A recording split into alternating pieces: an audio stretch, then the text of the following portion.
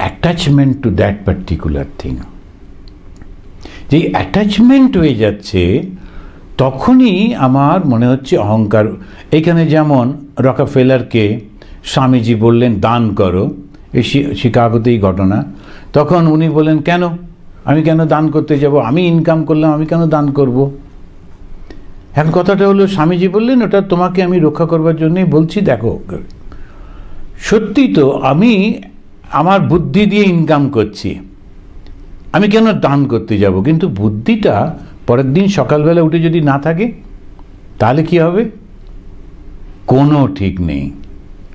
এমন একটা অ্যাটাক হয়ে গেল, ঠাকুর না করুন, আমার কিছু মনেই করতে পারছি না, তখন কি হবে। এই হচ্ছে কথা। তো সেই জন্যেই ওই জিনিসগুলি যখন মনে পড়বে, অল্প বয়সে পড়ে আগের জীবনের থেকে, আর একটু বয়স হলে পড়ে অভিজ্ঞতা থেকে, আর কারো কারো কিছুতেই হয় না, সেই জগৎটাকেই কোনো রকমে হই হই করে কাটাতে চায়। আচ্ছা পরবর্তীকালে হবে, পরবর্তীকাল। কারণ হিন্দু ধর্ম কখনো ছাড়ে না, কোনো অসুবিধা নেই। সেখানে জন্মের পর জন্ম অভিজ্ঞতা করতে করতে একটা টাইম আসবে।